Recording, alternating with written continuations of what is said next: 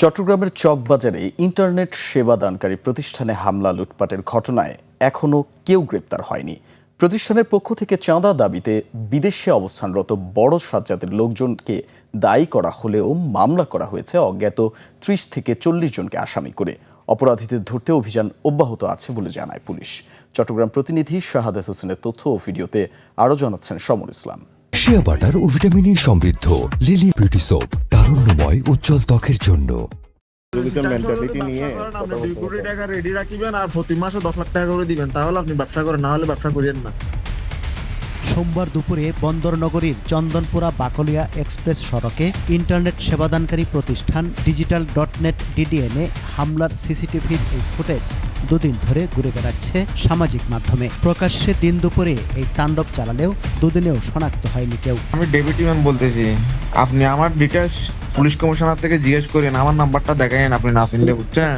প্রতিষ্ঠানের নির্বাহী কর্মকর্তা জানিয়েছিলেন, দুদিন আগে বিদেশি নম্বর থেকে ফোন করে এককালীন 2 কোটি টাকা ও মাসে 10 লাখ টাকা চাঁদা দাবি করা হয়। আমরা চাঁদা দিতে সম্মত হইনি, এই জন্যই ভাঙচুরটা করছে আর কি। এ ঘটনায় ডিডিএনের প্রধান হিসাবরক্ষক শামসুদ্দোহা মিনহাজ বাদী হয়ে থানায় মামলা করেন। আসামি করা হয় অজ্ঞাত 30-40 জনকে। পুলিশ জানায় অপরাধীদের ধরতে অভিযান চলছে।